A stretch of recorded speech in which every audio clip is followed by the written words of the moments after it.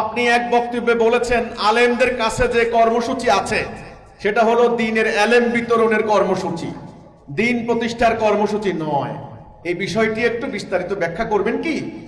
আমি যেটা বলেছি, আমাদের উলামায়ে কেরাম যে মাদ্রাসা প্রতিষ্ঠা করেছেন, কওমি মাদ্রাসা হোক, আলিয়া মাদ্রাসা হোক, সালাফি মাদ্রাসা হোক, নুরানি মাদ্রাসা হোক, যেই মাদ্রাসায় হোক না কেন, এই মাদ্রাসাগুলি প্রতিষ্ঠার উদ্দেশ্যই হচ্ছে মূলত দ্বীনের এলেম শিক্ষা দেওয়া, তাই না? ভালো আরবি শিখবেন, মাসলা মাসাইল শিখবেন, আপনার বালাগাত মান্তিক শিখবেন, আপনার নাহু সরফ শিখবেন, ভালো করে কোরআন শরীফের জ্ঞান লাগবে, তাফসিরের জ্ঞান শিখবেন, ফিকহের জ্ঞান শিখবেন। অর্থাৎ মাদ্রাসা প্রতিষ্ঠার উদ্দেশ্যই হচ্ছে এলেম হাসিল করা। এই জন্য আমি বলেছি আপনাদের কর্মসূচি হচ্ছে আলেম বানানোর কর্মসূচি, কিন্তু আল্লাহর রাসূল 5 দফা কর্মসূচি দিয়েছেন দ্বীন প্রতিষ্ঠার কর্মসূচি। একটা হলো দ্বীন প্রতিষ্ঠার কর্মসূচি, একটা হলো আলেম বানানোর কর্মসূচি। তো দ্বীন প্রতিষ্ঠা করতে হলে তাকে ঐক্যবদ্ধ হতে হবে, জানমাল দিতে হবে, নেতার আদেশ মানতে হবে, যুদ্ধবিদ্যা শিখতে হবে, রণাঙ্গনে লড়াই করতে হবে, তাকে মুজাহিদ হতে হবে, তাকে সৈনিক হতে হবে। এটা হলো দ্বীন প্রতিষ্ঠার কর্মসূচি। তাহলে রাসূল যেই কর্মসূচি দিয়েছেন সেটা হচ্ছে কি কর্মসূচি? দ্বীন প্রতিষ্ঠার কর্মসূচি। আর আপনারা যে কর্মসূচি দিচ্ছেন এটা হলো আলেম বানানোর কর্মসূচি। ভালো আলেম হচ্ছেন, আলেম হয়ে বের হচ্ছেন, মসজিদে ইমামতি করে সংসার চালাচ্ছেন, মাদ্রাসা শিক্ষকতা করে সংসার চালাচ্ছেন, এই তো। এজন্য দ্বীন প্রতিষ্ঠা কেউ করে না, দ্বীন প্রতিষ্ঠা হচ্ছে না।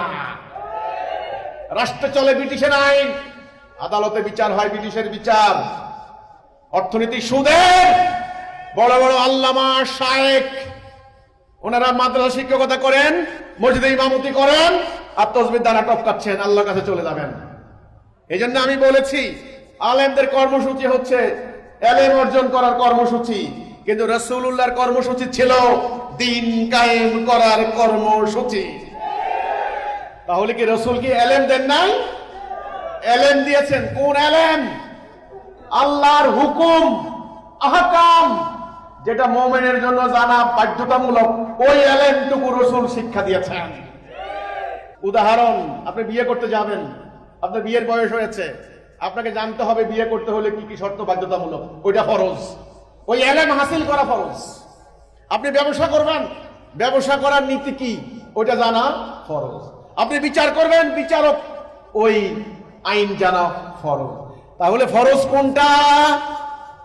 এই ফরজ কোনটা? আল্লাহর হারাম হালাল, বৈধ অবৈধ, এই জ্ঞান অর্জন করা ফরজ। রাসূল সাহাবীদেরকে সংগ্রামের মধ্যে মধ্যে জুমার বয়ানে, আলোচনায়, বিভিন্ন ভাবে তিনি দ্বীনের এলেম তাদেরকে শিক্ষা দিয়েছেন। রাসূল আলাদা প্রতিষ্ঠান বসিয়ে বছরকে বছর সিলেবাস বানিয়ে পাগড়ি দিয়ে এলেমের শিক্ষা দেন নাই। রাসূলের সাহাবীরা রণাঙ্গনে ছুটে গিয়েছেন দ্বীন প্রতিষ্ঠা করার জন্য।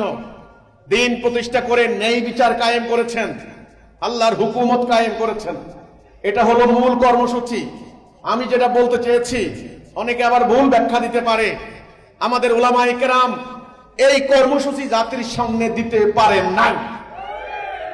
হ্যাঁ, ওনারা খুব ভালো কর্মসূচি দিয়েছেন, খুব বৈজ্ঞানিক উপায়ে কিভাবে আপনি কোরআন শরীফ মুখস্থ করতে পারেন। ওরে বাপ রে বাপ, কিভাবে আপনি গ্রামার মুখস্থ করতে পারবেন, কিভাবে আপনি সহি শুদ্ধ করে মুখস্থ করতে পারবেন, এটা একেবারে বৈজ্ঞানিক উপায়ে অল্প দিনের ভিতরে। এটা কর্মসূচি, কিন্তু দ্বীন প্রতিষ্ঠার কোনো কর্মসূচি নাই। আশা করি পরিষ্কার হলো। এটা একমাত্র দিয়েছে কে? হিজবুত তাওহীদ। আলহামদুলিল্লাহ, আলহামদুলিল্লাহ, হিজবুত তাওহীদ দ্বীন প্রতিষ্ঠার কর্মসূচি দিয়েছে।